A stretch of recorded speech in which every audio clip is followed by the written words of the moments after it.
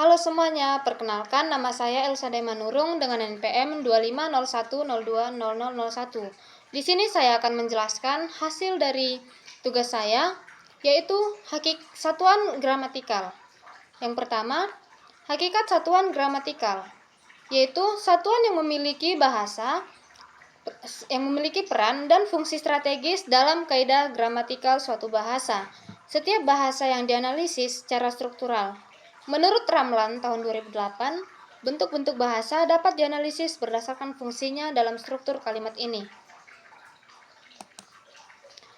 Hierarki satuan gramatikal. Satuan-satuan yang membentuk struktur yang paling mencakup dari unsur terkecil hingga terbesar, yaitu morfem.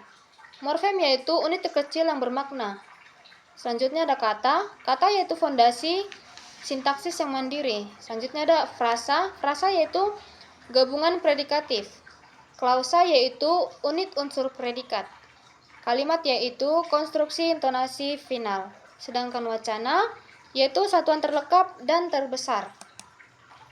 Selanjutnya ada pendekatan analisis gramatikal. Yang pertama, struktural. Menganalisis bahasa murni sebagai suatu sistem unsur yang saling berhubungan erat secara formal. Yang kedua ada transformasional. Meningkatkan pada kaidah-kaidah generatif yang menghasilkan struktur kalimat yang tak terbatas secara logis. Selanjutnya ada sintakmatik dan paradigmatik. Hubungan antar satuan yang hadir bersama secara linear dan hubungan antar satuan yang saling dapat menggantikan. Selanjutnya ada morfem, yaitu satuan terkecil bermakna.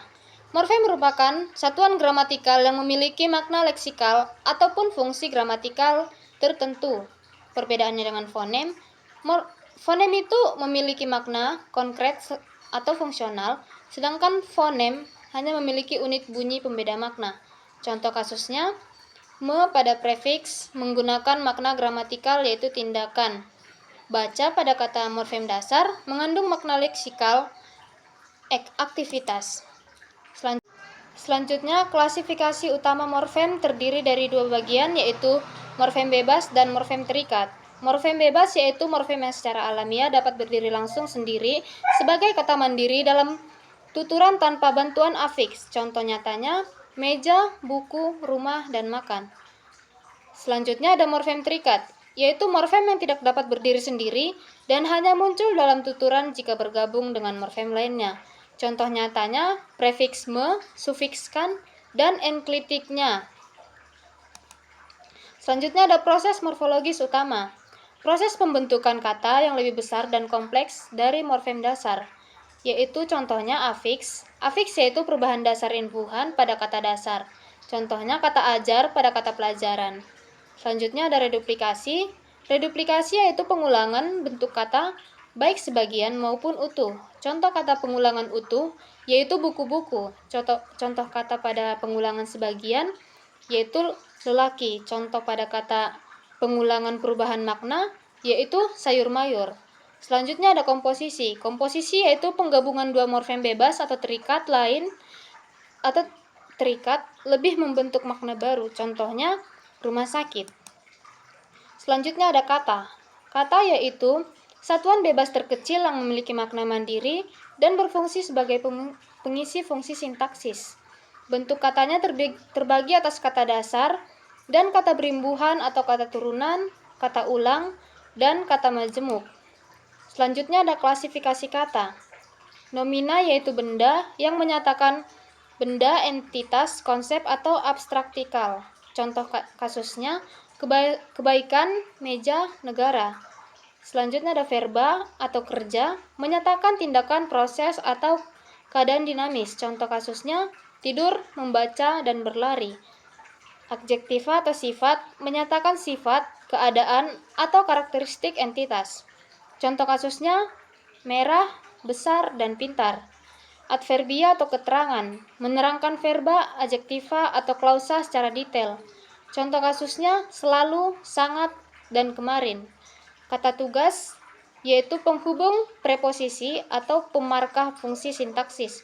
Contoh kasusnya, karena, di, oleh.